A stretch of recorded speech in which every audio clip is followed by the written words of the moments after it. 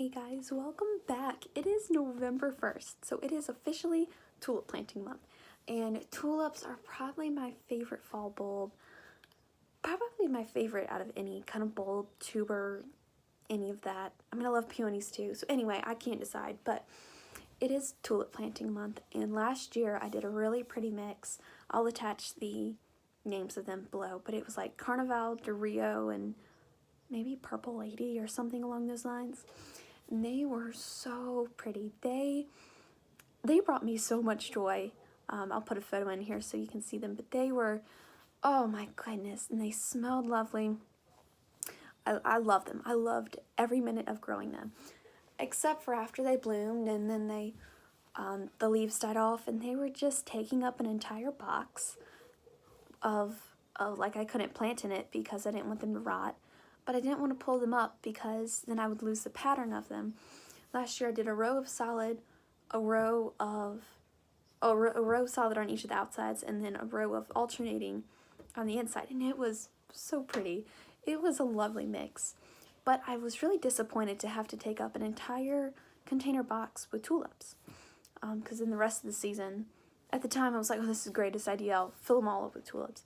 Then I was like, yeah, I want to plant other things. So I was at work the other day and a lady told me that every year she puts her tulips in her, like, plants them in November, and then she'll go and put her pansies on top of them.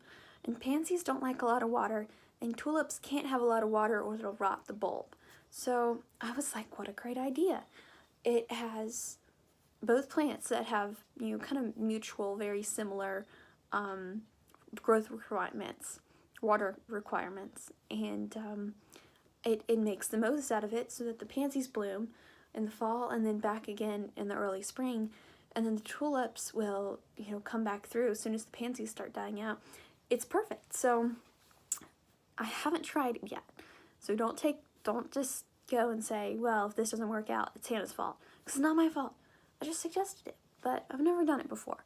So I may try that next fall. I don't have any pansies this fall. I put them in my planters, but I don't have any extra, so may not do that. But it sounds like a really pretty mix. But the other thing I wanted to talk to you guys about is the issues with some of the newer tulip hybrids. So the ones I got last year, I think they were hybrids, but they were phenomenal. This year will be the experiment to see if they come back true to the original color, and if they even come back at all.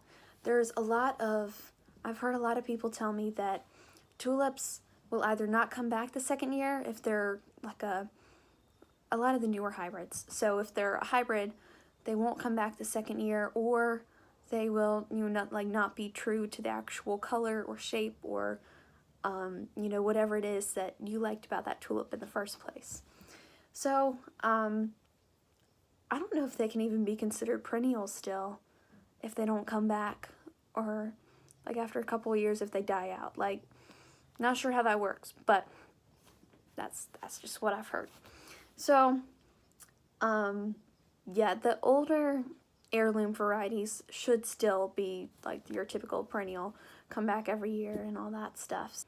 If you have friends that like gardening as much as you do, send this to them, because I bet they didn't know that November was tulip planting month, and that they need to get out and get their hands dirty and plant some tulips. Thanks, guys.